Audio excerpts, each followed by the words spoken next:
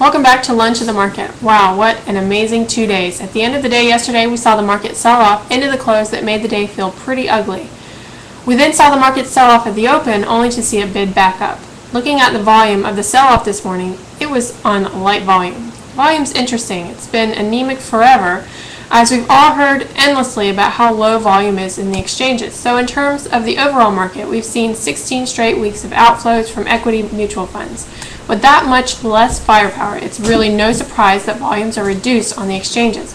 It's a shame that the retail investor is usually only interested in owning individual stocks after the easy money has been made.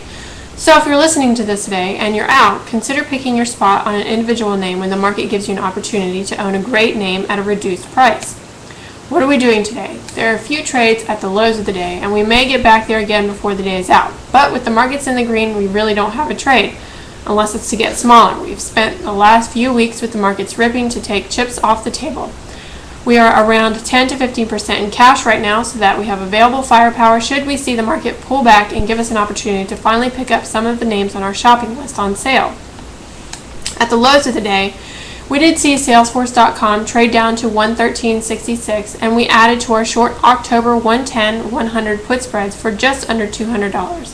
For those of you who would like a bigger cushion, you can always look at selling the 190 put spreads or even 95.85 put spreads. For us, we're already short the 110-100, and the premium we were offered was enough for us to add to the position.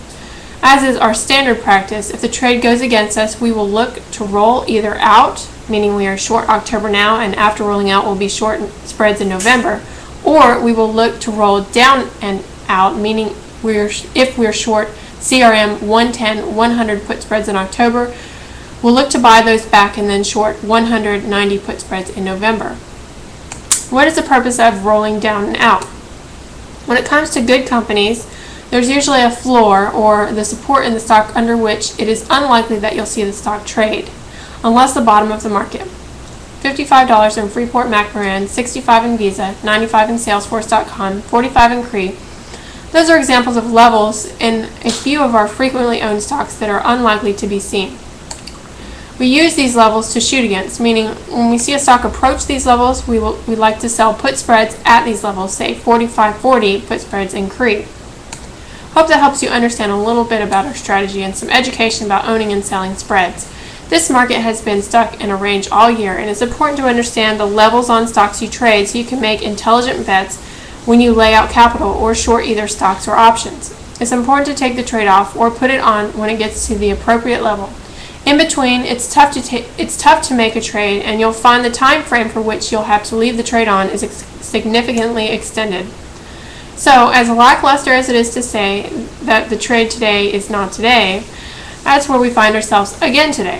If you haven't managed to take anything off because you're afraid to miss it if the market shoots the moon, well, bulls make money, bears make money, and pigs get slaughtered. Thanks for joining us today. If you're wondering, despite Hester running back that return for a touchdown against Green Bay last night, he didn't score enough points to beat us, so we're looking forward to this week as we let Peyton Manning off our bench to take on the Jacksonville Jaguars after Vic torched them on Sunday.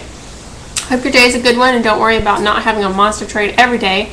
Earnings season is around the corner, and we think the markets are moving so little because we want to get a good look at the Dow 30 names before we see the market take a direction.